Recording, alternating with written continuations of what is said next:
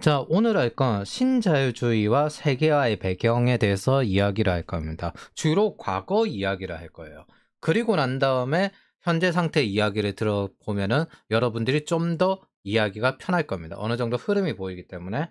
그 전에 리스크 매니지먼트의 원리를 이야기하려고 합니다.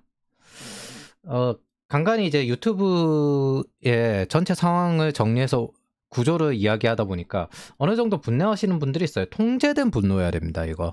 예를 들어 제가 아는 진보당 지지자가 있거든요. 기자분이신데 별의별 협박을 싣고 사기꾼 있는 곳에 가가지고 그 사기꾼에 대해서 취재를 하고 그 다음에 편집부 반대도 어떻게든 알립니다. 사기꾼이랑 편집부가 같이 골프를 쳐요. 이런 거 되게 많아요. 그런데 이분이 약간 또 반은 사회주의자이기 때문에 정말 어중간한 주식 투자도 안 해요. 그리고 부동산 투자도 안 합니다. 그러다 보니까 자산이 그렇게 있지가 않아요. 기자들 연봉이 대체로 낮은데 오랜 기간 일을 했는데도 불구하고 집도 없습니다. 그러면서 헌혈뿐 아니라 림프구 기증 같은 사회봉사활동도 꾸준히 합니다. 이런 사람들도 있다는 걸 알아줬으면 좋겠어요. 무언가 하나 선행이라는 게 명확하지는 않습니다. 단지 우리는 각자 선택대로 살아갈 수 있게끔 되어 있는 거죠. 미리 말하지만 진보에도 극단이 있고 보수에도 극단이 있습니다. 그게 과잉되면 꼭 중도를 욕해요. 이게 중요한 게 뭐냐면은 보수 계통은 중도는 악을 방치하는 거야, 중도는 강자 편에 서는 거야, 뭐 이런 식으로 욕을 하거든요. 극단적인 애들이 양비롱, 양시롱, 중도층을 욕합니다. 근데 중도층이 많아야 돼요. 왜냐하면은 이게 중도층이 적으면 이제 그때부터 저기 극단주의까지 끌어당겨요. 그러다 보면 그 극단주의가 어느새 보니까 최대 계층 중에 하나가 되어 있거든요. 그게 중도층이 없어서 그래요. 항상 중도층 표를 받으려고 발버둥을 쳐야 되는데 중도층이 없으니까 극단주의 표까지 동원해가지고 주류를 올려버리는 거예요. 항상 보수든 진보든 어느 계통이든 무조건 사고를 칩니다. 그래서 사실관계만 명확히, 그리고 정치를 하는 게 아니라 정치를 알아서 그 변화에 잘 대응하자는 거예요. 여러분들은 정치인 데리고 여기 있는 사람 없잖아요. 그러니까 이상한 데 에너지 쓰고 한눈 팔지 마세요. 여러분들 분노에도 안 바뀝니다. 스스로 선택한 이런 사람들을 바꿀 수 있다고 생각하십니까? 못 바꿉니다. 그건 사실 내 취향일 수도 있어요. 단지 우리는 선택의 자유를 다양하게 가질 수 있는 게 중요합니다. 시련을 안 겪은 인간이 많으면 결국 시련을 겪고 난 다음에 정신을 차린 거죠. 그 정신 차린 게 멀쩡히 차렸을지 모르겠지만은 우리는 전체 구조를 보자는 게 현실을 명확히 보기 위해서 하는 겁니다. 구조주의적인 접근이란 건 전체적인 환경과 문화와 이런 것들에 의해서, 상황에 의해서 상호관계가 보이고, 그리고 그 상호관계를 통해서 뭘 끌어내려고 하냐면 리얼리즘을 끌어내려고 하는 겁니다. 저는 이걸 전체적으로 형태주의라고 부릅니다. 자, 그러면 세상의 흐름을 먼저 파악해서 선도적으로 움직이면 좀 더 유리한 위치에 설 수 있어요. 내가 원하든 원하지 않든 세상은 변하고 각자 역할도 있습니다. 그 역할을 찾아서 못하는 사람들이 도태됩니다. 근데 여기서 미워함 있잖아요. 스트레스 받아요. 미워하는 것 자체가 스트레스예요. 장애물에 감정을 넣으면요, 사람들이 감정을 넣으면 각성이 되거든요. 근데 그 장애물에 부딪힙니다. 자동차 운전할 때 그 장애물 보면 그쪽으로 차가 가는 것처럼 장애물을 피해서 시선을 집중해야 됩니다. 집중을 장애물이 아니라 장애물을 피할 곳을 봐야 됩니다. 산이 막으면 산을 넘어가나 산을 돌아가야 돼요. 이게 리스크 매니지먼트의 가장 기본입니다. 왜 산이 있다고 알려주느냐? 이 산을 집중하라는 게 아니라 산을 피해서 가라는 거예요. 인생에는 무조건 경쟁자가 있고 장애물이 있고 방해가 들어옵니다. 산을 넘어가거나 그 리스크를 받아들이거나 아니면 산을 돌아가거나 결국 목적지로 가는 게 중요한 거지 그 리스크가 있는 게 중요한 게 아니에요. 이게 리스크 매니지먼트가 필요한 역할입니다. 그러니까 장애물에 시선을 주고 있지 말고 장애물을 피해갈 경로에 시선에 집중을 해야 됩니다. 장애물이 여기 있다. 그러면 그 장애물을 피하는 목표를 각자 세우라는 겁니다. 각기 나름대로. 이게 안 되는 사람들한테는 리스크 매니지먼트가 오히려 그 장애물에 들이박는 역할을 해요. 이 사고가 안 되면 아무런 의미가 없습니다. 그래서 나무가 아니라 나무 사이를 봐야 됩니다. 어떻게 나무를 피해갈 것인가. 나무를 보는 게 아니에요. 이 시커먼 걸. 그러니까 나무를 피해갈 상황을 위해서 그래서 이 나무가 있다는 걸 말을 하는 거라고 기억을 해 주십시오. 나무 사이를 보세요. 자, 다음. 사람들이 명확한 걸 좋아하는 건 알고 있습니다. 근데 문제는 구조 전체를 봐야 되기 때문에 현실은 복잡합니다. 이 유튜브 보는 사람들 복잡한 거는 100%는 아니라도 조금이라도 알아보자, 이렇게 이해를 하자라는 입장이기 때문에 그래서 그걸 설명할 건데, 대신에 조금이라도 더 아는 만큼 최대한 유리한 안목이 될 거라는 건 제가 장담하겠습니다. 그럼 이제 과거로 돌아가 보도록 하죠. 우리의 커뮤니케이션 간극을 줄이기 위해서는 이 과거 이야기가 필요합니다. 사전 정보 같은 거예요. 신자유주의가 왜 시작이 되었는지.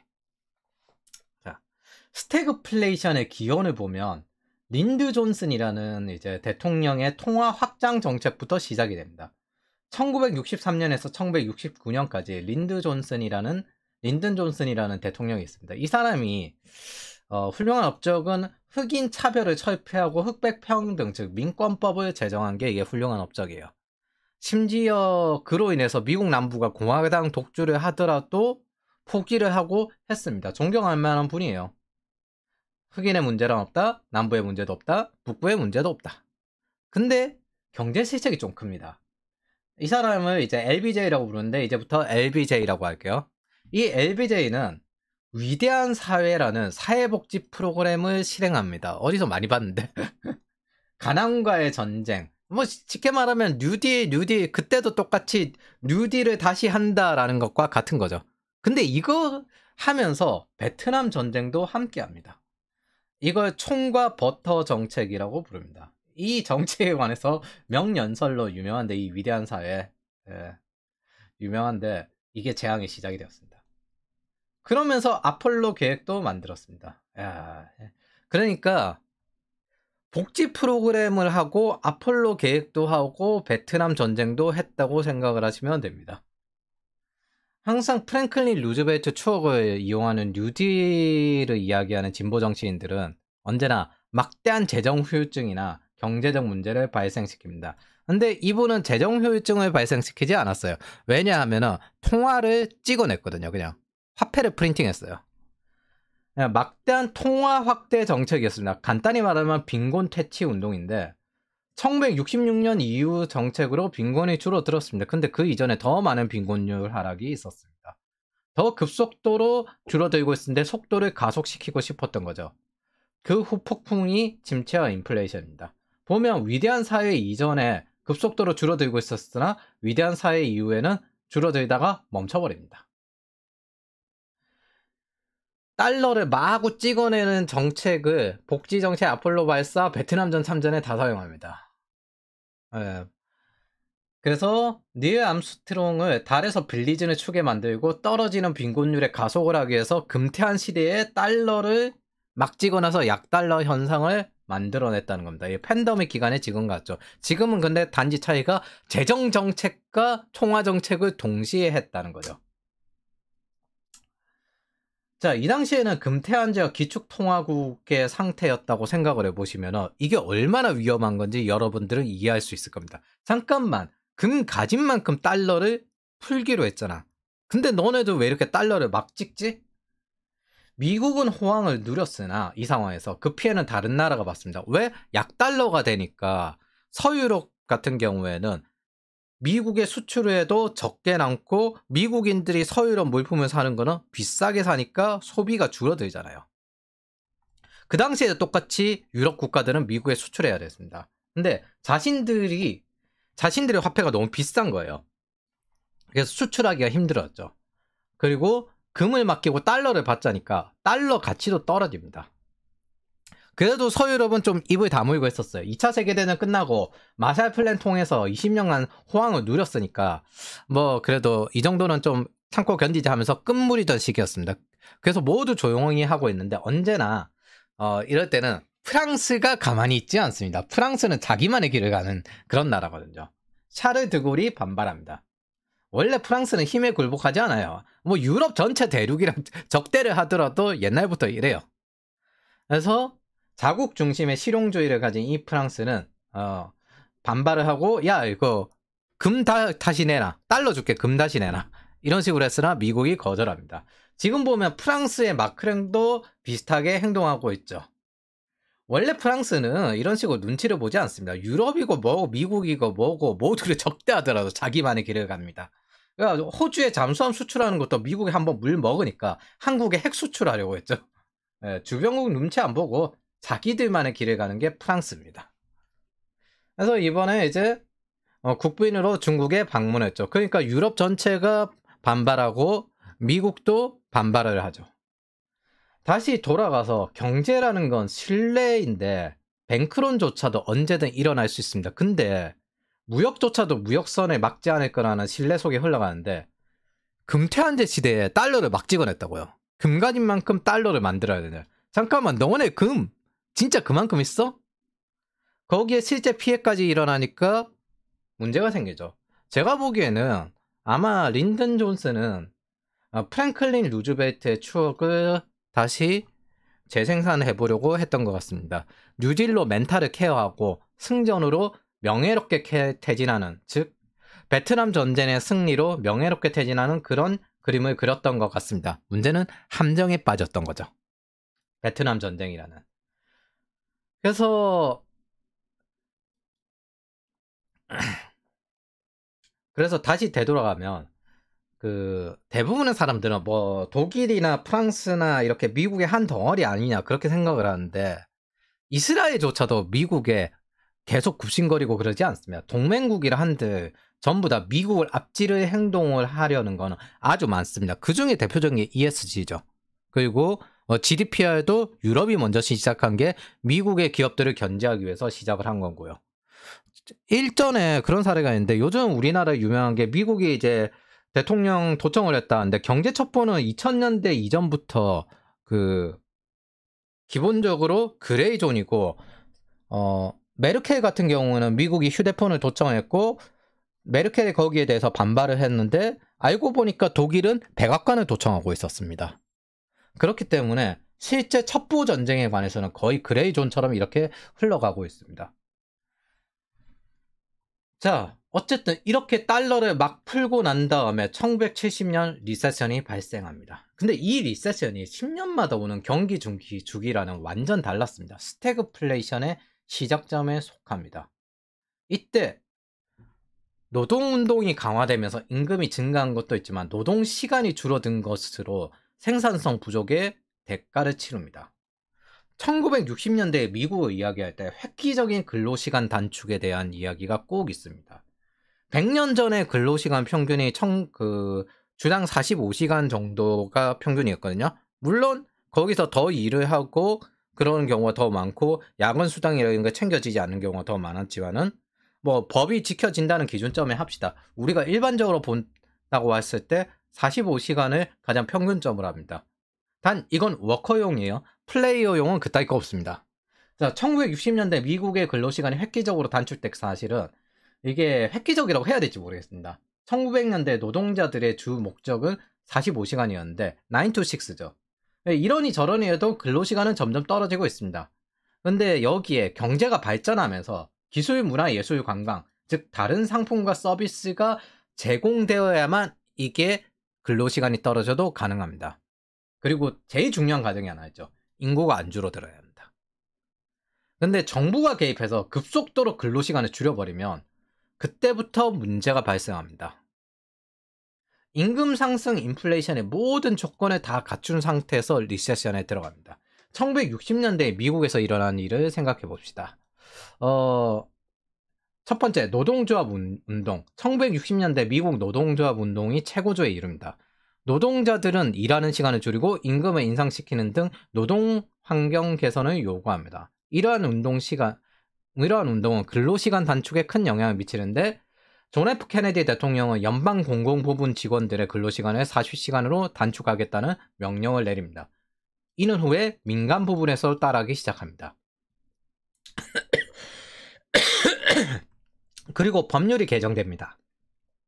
1961년 44시간 이상 근로하는 민간 부분 종사자들의 임금을 인상시킵니다. 이로 인해 기업들은 근로시간을 단축시키는 것이 더욱 경제적으로 유리한 상태가 됩니다. 세 번째, 기술이 발전해서 생산성이 대폭 상승했습니다. 그래서 적은 시간 일을 해도 생산을 이룰 수 있게 되었으며 사실 이거의 연장이 세계화예요. 잉여 자본들을 효율적으로 써서 그 생산성을 각기 필요한 데 갖다 주자. 그리고 네 번째, 문화적인 변화. 이때부터 여가가 중요해지기 시작했습니다. 현대 시점으로 이야기를 하면 워라밸 중시인데 이거 자체를 대통령이 나서서 중요하다고 이야기한 시기라고 생각하시면 됩니다. 그리고 정책적으로 돈을 풀어서 실행을 했죠. 과잉 수요에 공급 부족에 임금 상승되기 딱 좋은 구조를 다 가지고 있습니다. 이러한 요인들이 복합적으로 작동해서 1960년대 미국의 근로시간은 어떻게 단축되었다? 40시간에서 70년대 후반에는 35시간 이하로 줄어듭니다. 이거 뭐 스태그플레이션 기간 동안에도 강성 노조의 움직임은 계속되었다는 거죠. 그러니까 어떤 사람들은 수익이 늘어나면 일을 더하기도 합니다. 플레이어가 이런 타입이죠. 근데 대부분의 사람들은 수익이 늘어나면 일을 줄입니다. 풀타임 일을 파트타임으로 줄입니다. 현대판으로 보면은 이제 경제적 자유 같은 거죠. 이 정도 벌었으면 일 안 할래. 근데 이건 지금과 달리 노조로 인해서 생긴 영역이기 때문에 다시 늘어날게끔 시간을 늘리려고 하면 노조 투쟁을 시작합니다. 현대도 은행 시간이 팬데믹 이후 다시 늘어나고 출근을 다시 하려고 하니까 투쟁이 일어나는 것과 같습니다. 은행 시간 정상화를 하니까 뭐 다들 반발하고 그 다음에 재택근무하다가 출근하니까 노조에 가입해서 다시 반발을 하죠. 그래서 이런 경우에 리세션은 영국병과 같은 문제로 옵니다. 강성 노조가 발생하고요. 과도하게 퍼부은 화폐는 일시적인 호황을 가져온 건 팬데믹 기간 동안에 여러분도 느꼈을 겁니다. 대신 과잉 수요로 인한 인플레이션도 발생합니다. 화폐 숫자만큼 재화의 생산과 서비스가 안 받쳐주니까 통화량만큼 재화의 생산과 서비스가 받쳐줘야 되는데 그게 없으면 인플레이션이 발생하는데 여기에다가 강성노조의 그냥 산업마비급의 요구까지 계속 나오기 때문에 더더욱 생산성과 경쟁력이 떨어집니다. 근데 이 뿌렸던 돈들이 생산성과 경쟁력에 투자한 게 아니기 때문에 더더욱 문제가 되는 겁니다. 여기서 애매하게 복지를 받는 사람들 입장을 한번 보죠. 정부의 복지를 받다가 수익이 늘어나면 정부의 복지분만큼 일을 더 해야 됩니다. 그 수익을 보전하기 위해서. 누군가는 더 하겠죠. 이제 의존하지 않고. 근데 대부분의 사람들은 정부에 의존하는 게 훨씬 더 낫습니다. 수익이 늘어나면 오히려 정부 지원이 줄어들기 때문입니다. 그래서 이게 보편복지의 한계입니다.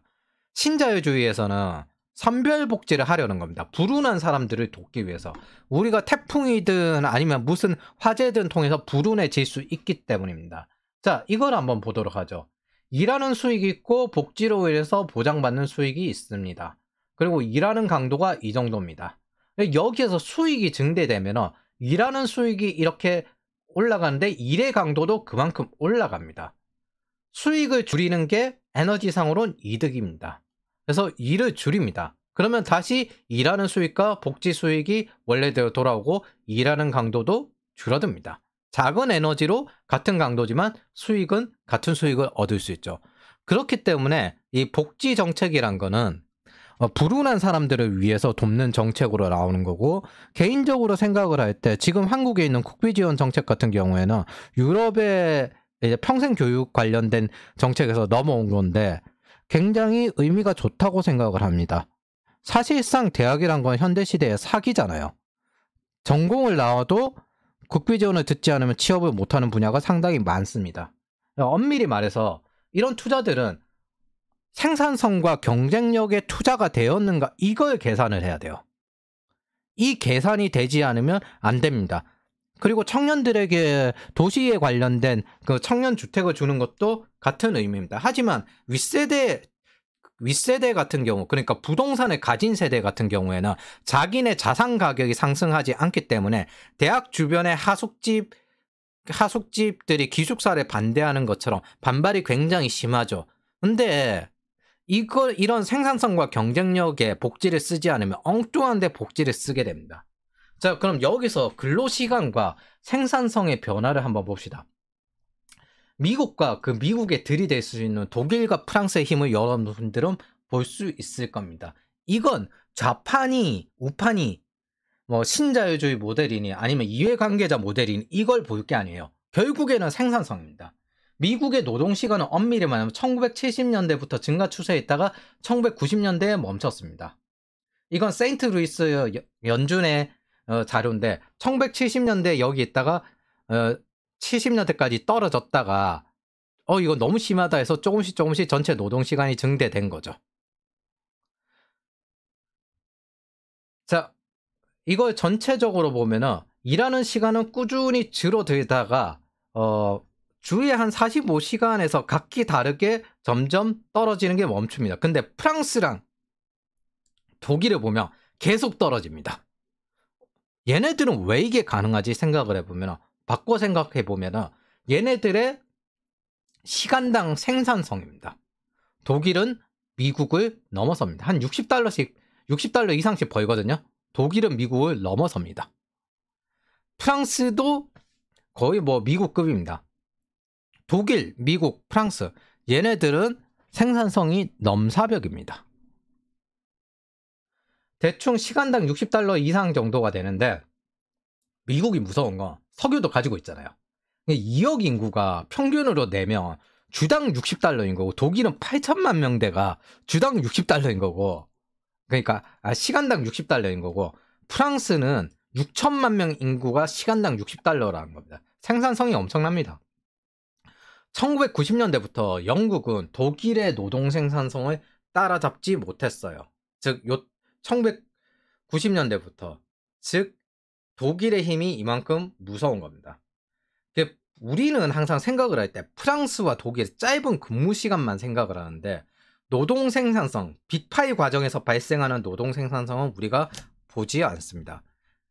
미국이 무서운 이유는 세계 최고의 노동 생산성으로 근무 시간을 증대했거나 유지했다는 점이 무섭습니다. 독일이나 프랑스는 미국의 동맹을 맺어도 절대 종속될 만한 국가가 아닙니다. 제가 다시 말하지만 독일 같은 경우에도 미국을 언제나 제낄 생각을 머릿속에 가득 가지고 있습니다. 백악관을 도청을 했다니까요. 메르켈도. 프랑스 같은 경우는 애초에 종속되는 입장이 원래부터 아니었습니다. 항상 제낄 생각을 하고 있어요. 금융자본주의에 최적화되어 있는 미국, 공학주의에 최적화되어 있는 이해관계자 자본주의 독일, 자유주의에 최적화되어 있으면 국가 자본주의 모델을 가지고 있는 프랑스, 셋 다 엄청난 겁니다. 각기 다른 영역에 한 점을 찍은 거라고 생각하시면 돼요. 그리고 저 노동 생산성 시간이란 건 워커들용이지 플레이어겐 통용이 안 됩니다. 월스트리트, 실리콘밸리는 그냥 결과주의 해전문이에요. 참고로 우리나라 생산성은 어느 정도 되느냐? 저 절반 정도 됩니다. 30달러. 제가 보기에는 회식 금지하고 규제 개혁하고 해고 자유화만 시켜도 이거 이상 될 것 같은데, 연공서열제 없애고. 노동 생산성도 중요한데 생산물을 늘리기 위해서 노동 인구를 늘리는 방법도 있습니다. 전업주부들이 하는 여성의 사회진출이라든지 아니면 외국인 노동자를 개입하는 거라든지 이거 자체가 원래 이 방책입니다. 그래서 취직을 바라는 여성들은 경제적 자유 이야기하는 사람들과 똑같이 절대 그거 못 벗어납니다. 노동경제학 자체에서부터 그 설계에서 맞아떨어지지 않아요. 연준 역시 경제적 자유를 찾아간 사람들을 노동 참여를 시키기 위해서 금리를 올리는 겁니다. 항상 연준의 문서에 보면 이게 있어요. 부동산이 떨어지면 오려나? 주식이 좀 더 떨어져야 이제 노동에 참여를 할 것 같다. 하물며 노동경제학, 개발경제학상 절대 잉여 노동 인력을 냅두지 않습니다. 즉 뭐다? 취직도 불가능하고 경제적 자유도 불가능하다는 겁니다. 서유럽이나 북유럽 같은 경우 보면은 뭐 부부 관계인데 서로 각각 동계산이 진짜 반반이거든요. 한국은 그거 하면 이혼한다면서요. 반반하면은. 근데 우리나라도 장기적으로 그렇게 될 수밖에 없습니다. 노동경제학상 그렇게 될 수밖에 없어요. 그래서 한국 남자 입장에서 오히려 서구 여성들이 스스로 그렇게 하는 걸 보고 그걸 마음에 들어하는 경우도 많죠. 경제권도 안 뺏기고. 의지가 어쨌든 경제적 자유도 취집도 경제학상 용납이 안 될 겁니다. 그게 안 되면 살인적인 물가랑 늘어나는 세금을 감당해야 되는데 절대 혼자서 벌어서 살 수가 없어요. 이거 좀 더 확장하면은 좀 더 빠른 독립을 하게 됩니다. 대표적으로 북유럽인데 북유럽이 살인적인 물가와 세금이 유명하잖아요. 그러니까 양육이 끝나자마자 독립합니다. 캥거루족이 없어요. 스웨덴 같은 경우 18.5세에 독립합니다. 보통 복지가 잘 돼 있는 서유럽 국가들이나 이런 쪽이 독립을 빨리 하고 여기 먹을 거 많은 남유럽 국가들 예, 바다에서 이제 신선한 재료들 나오는 남유럽 국가들 예, 여기는 뭐 예, 오래 좀 있는 편이지만 예, 보면 28.5세 이상의 캥거루족들 있다고 생각을 하시면 됩니다. 위에 여러분들은 이제 현대 자본주의 3대 모델을 보셨어요. 미국, 영국 모델, 금융자본주의, 독일, 북유럽 모델, 이해관계자 자본주의, 프랑스, 일본 모델. 이게 각기 다른데 국가 개입주의라 하는 사람들도 있고 국가 자본주의라 하는 사람들도 있는데 뭐 어쨌든 프랑스 같은 경우도 일본 같은 경우도 현재 고민 중이에요. 중국은 이거에 따라서 국가 자본주의가 되었는데 이들은 이미 선진국이잖아요. 우리의 다음 단계, 독일, 북유럽이 하르츠 개혁을 했던 것처럼 우리의 다음 단계를 어떤 자본주의 모델을 해야 되는지 고민 중인 겁니다. 사실 일본도 그걸 찾지 못했습니다. 그 사이에 치고 들어온 게 노르딕 모델인데 저는 이거 헛소리라고 생각합니다. 인구 1000만 명이고 바로 옆에 석유 있는 노르웨이 있고 스웨덴 안에는 철강석이 넘치는 자원국을 모델로 삼는 거 이게 한심한 게 아닌가 싶습니다. 우리가 실리콘밸리 모델이나 아니면은 뉴욕주 모델을 보는 거는 걔네들이 그 지역 주 안에서 이런 경제 시스템을 만들었기 때문에 거기에 관련된 부분은 우리나라에 적용하면 도움이 될 거라고 생각을 하는 거거든요. 근데 국가 모델 자체를 미국 전체로 싸그리 바꾼다. 그건 불가능합니다. 그 인구 2억짜리라 인구 이제 6천만 명 이렇게 되는 나라라 감당이 안 되죠. 그래서 대부분은 이거를 적절하게 혼용해서 씁니다. 근데 노르딕 모델을 쓴다는 건 과대평가도 한참 과대평가입니다. 미국의 한 주급도 안 되고 자원이 넘치는 나라급의 생산성을 그렇게 뜻하면 말도 안 됩니다. 그렇게 따지면 아일랜드랑 스위스는 자원 없이도 이 정도로 제일 높습니다. 시간당 $100예요. 그럼 이걸 갖다 쓸 거냐고요? 말도 안 되는 헛소리라고 생각합니다. 바꿔 이야기하면 백날 천재들 모여봐야 석유 나오는 거 못 이기고 그 다음에 세금 적은 거 못 이기고 이렇다는 거죠. 참고로 순이익 세계 1위 기업은 사우디 아람코입니다. 뭐 천재들 모아봐야 이제 석유 기업 못 이기입니다. 우리는 이제 그 없는 데서 최선을 다해보는 그런 입장인 거죠. 그래서 대부분 경제 정책은 이 셋 중에 하나를 택한 다음 자기 문화에 맞춰서 다른 모델을 섞습니다. 국제적으로 보면 경제라는 거는 시장을 가진 제국들의 국제 경영 질서에 의해서 결정됩니다. 뭐 결국은 미국이 주로 하는 거죠. 사실 유럽도 미국에 팔아먹는 거니까. 현대시대의 고립주의를 택하면 북한 꼴 나기 십상입니다. 대부분 국가는 제국이 가진 시장에 수출해서 살아가는 형태입니다. 즉 우리는 꾸준히 최저임금과 연봉을 올리기는 올려야 된다. 근데 생산성과 경쟁력 없이 올리면 그냥 돈 찍어내기밖에 안 됩니다. 이게 린든 존슨의 위대한 사회에 관련된 교훈이에요. 사회주의라는 것도 보면은 결국 뜻은 올바르잖아요. 뜻은 올바른데 그 실현 과정이 개판이고 결국에는 고통을 받잖아요. 린든 존슨의 케인즈주의도 그런 영향이 있습니다. 지금 상태에 대해서 신자유주의 경제학자 다니엘 미첼은 이런 말을 했습니다. 또다시 정부의 의도는 그들이 도와주고자 하는 사람들을 고통스럽게 한다. 인플레이션은 국민에게 떠넘기는 세금인 거죠.